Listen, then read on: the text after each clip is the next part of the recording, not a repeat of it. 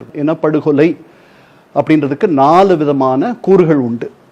1948 உலக இனப்படுகொலை கன்வென்ஷன் சர்வதேச சட்டத்தின்படி அது இதில் வேடிக்கை என்னன்னா, யூதர்கள் பெருமளவில் 60 லட்சம் யூதர்கள் இறந்த பிறகு வந்த சர்வதேச சட்டம் இந்த ஜெனசைட் கன்வென்ஷன். அதை பார்த்து உலகம் இப்படி கூட மனிதர்களை நடத்த முடியுமா என்று அஞ்சி விதிர்த்து கொண்டு வந்த ஒரு சர்வதேச சட்டம். அது ஒரு 4 கூறுகளை சொல்லுது எது இனப்படுகொலைன்ட்டு.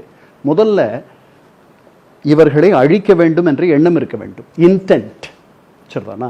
அவர்களை பகுதியாகவோ அல்லது முழுவதுமாகவோ ஒரு தேசிய இனத்தையோ அல்லது மொழி வழி இனத்தையோ அல்லது நிறவழி இனத்தையோ அல்லது மத ரீதியாக அமைந்த ஒரு இனத்தையோ அழிப்பதற்கு, இந்த 4 இனங்களை அழிப்பதற்காக திட்டமிடல் இருக்க வேண்டும், அந்த எண்ணம் இருக்க வேண்டும். அது இங்கே நம்ம ஊரில் ஒரு குற்றம் இருக்குது. இப்போ நீங்கள் ஒரு காரில் போகும்பொழுது ஒரு விபத்தில் யாரையாவது கொண்டுட்டீங்கன்னு வச்சுக்குவோம், அதில் உங்களுக்கு கொல்லணுன்ற எண்ணம் அல்ல.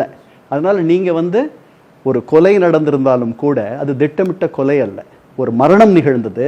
அதனால் அது அமெரிக்காவில் மேன்ஸ்லாட்டர்னு சொல்லுவாங்க, நம்ம ஊரில் உங்களுக்கு அதை மென்சரியான்னு சொல்லுவாங்க. அந்த மாதிரி ஒரு எண்ணம் இருந்துச்சா, கொல்லணுன்ற எண்ணம், அதனால் நீங்கள் விடுவிக்கப்படுவீர்கள்.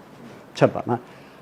அது மாதிரி திட்டமிடல் அல்லது எண்ணம் இருக்க வேண்டும், பகுதியாக ஒரு இனத்தையோ அல்லது முழுவதுமாக ஒரு இனத்தையோ அழிப்பதற்கு. இது ஒரு முதல் கூறு. அப்படி தான் நடந்துட்டுருக்கு.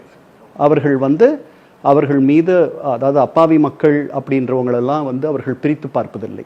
குழந்தைகள் இறக்கிறார்கள்.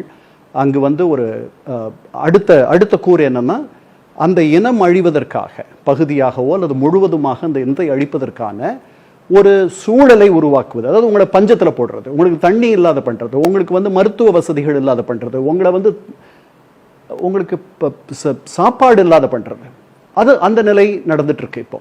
சரிதானா? இது 2வது கூறு.